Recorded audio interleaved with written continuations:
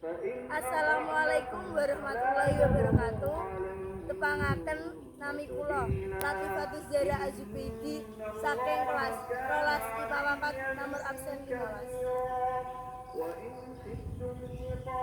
Panguwasa donya dening Latifatus Zahra Azubaidi.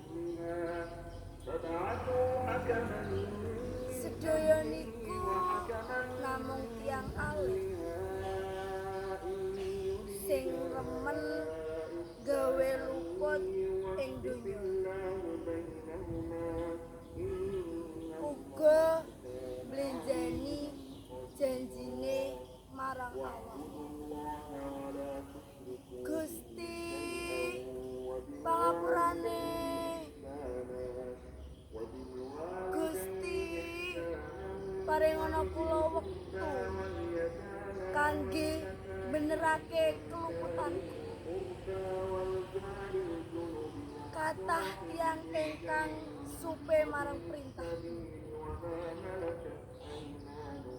lelaku ala sing dak lakoni gawe kuciwa. Nyuwun pangapura Gusti, kaluputan ingkang kula gedhe